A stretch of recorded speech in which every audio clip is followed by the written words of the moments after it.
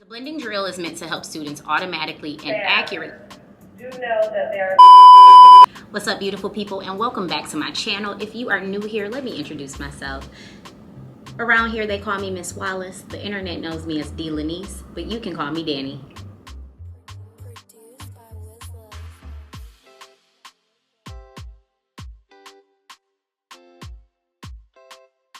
Today, I want to talk about one of my favorite parts of any OG lesson, something I enjoy, something the students enjoy. I want to talk about the three-part drill. It's one of the parts of the lessons where I can see if the students really are understanding, if they are retaining. It's interactive, so we love that. The three-part drill is the heart and the soul of any OG lesson. Somebody might tell you it's dictation, somebody else might tell you it's read words, somebody else might tell you it is the new sound introduction. For me, it is absolutely the three-part drill. Each part of the drill is designed to promote accuracy and automaticity, leading to reading and spelling fluency. Each part of the drill serves its own purpose. There's an auditory drill, there's a visual drill, and there's a blending drill.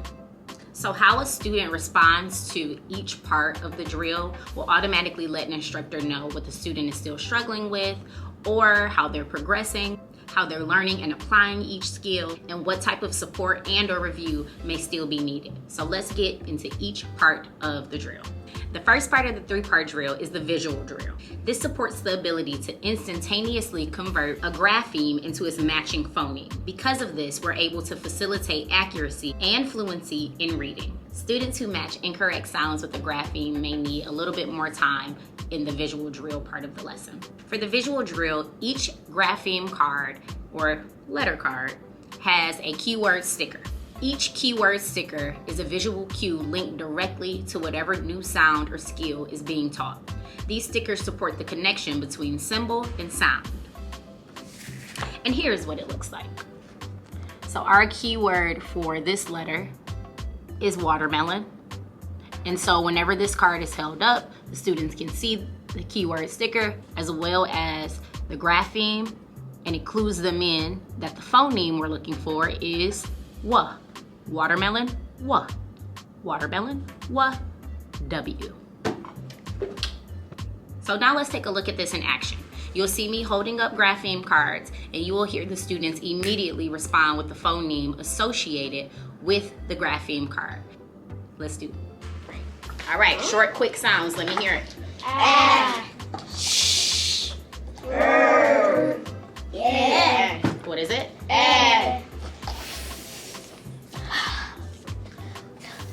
What is it? What's the hard TH sound?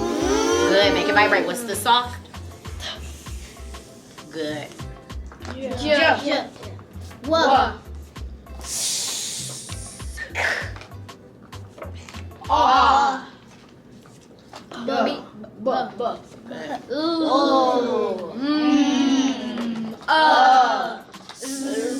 What is it?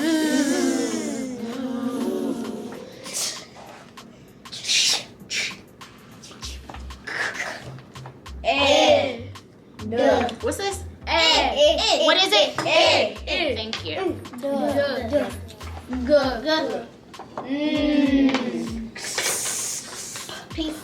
What is it? What is it? Thank you. The second part of the three-part drill is the auditory drill. The auditory drill helps students develop auditory discrimination. This drill supports the ability to instantaneously convert a phoneme into its matching grapheme and then map it to print, facilitating accuracy and fluency in spelling. Students who match incorrect graphemes to phonemes in a word while spelling may need to spend a little bit more time doing the auditory drill. Side note, I do want to include that most, if not all, OG lessons utilize sand trays for this portion. If you watched my organizing my classroom video, you know that instead of sand trays, we use whiteboards, markers, and erasers. So let's take a look at this drill in action. H. How about B? B. And U. Ooh. L. Because this drill does take a little bit more time from the lesson, is sometimes overlooked and sometimes not done. However, doing this drill consistently will help students who struggle with spelling. The last part of the 3-part drill is the blending drill.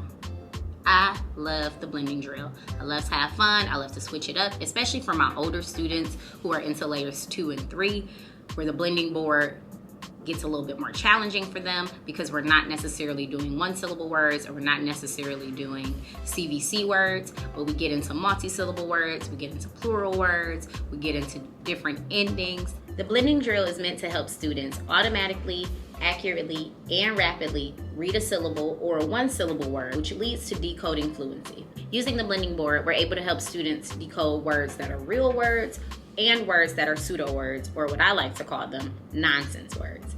Nonsense words really let me see if a student is able to associate the correct grapheme to the phoneme when blending a word that may or may not be real, or if a student is simply memorizing words that they've seen before. Trust me, it works. There are several ways to utilize the blending board, but in my specific classroom, I like to do sound by sound blending. This means that the student points to each card while they say the sound associated with that card, then they blend them to read the whole word on the board. As my students develop more skills, we take certain cards off that may be over practice, that I know for sure they know and are comfortable with, and then we'll add those new skills and new sounds that they're learning so they have an ample amount of time to practice those skills at the beginning of each class session. Using the blending board in this way helps me easily translate the skills that they're learning to when they do their dictation words. The pounding and tapping we use in dictation is very similar to the sound by sound blending we do with the blending board. Therefore, once again, OG is helping our students build those skills one right after the other, which is why this is one of my favorite parts of any OG lesson. I love it, they love it. Let's take a look at how I do. Goes, fingers up. Ready? Read. Act. Shack. Good. Like shocking sound. Ready? Read. Red. Good. Ready? Read. Boss. Good. But that's not how you spell the real boss. No, it's just a nonsense word. Ready? Read. Hub. Good. Thank you for correcting that. I heard you the first time, but thank you for making that correction. Ready? Read. Gym. Good. J-I-S. Ready? Ready? Read. Good. It's just a bunch of nonsense words, but that's okay. It's just showing me we are really understanding how to break down those names. Ready? Read. Like level. Camel. Ready? Read. Chop. What sound does that make? So let's try that one more time. Ready? Read. Chopped. Good. So close to the camera. Ready? Read. Duck. Oh, What sound does that make? D-U-C-K. What sound does that make? Oh, don't tell me. Thank you. Let's try that one more time. Ready? Read. Duck. Good. But is duck spelled like this? No. What? D-U-C-K. Good. All right, we need a couple more cards over here. Wig. Ready? Ready? Read. Wig. Good. Jam. Ready? Read. Jam. Good. Hacks. Ready? Read. Hex. What sound does this make? X. Ready? Read. Hex. Good. What? Last one. Ready? Read. Fop. Good.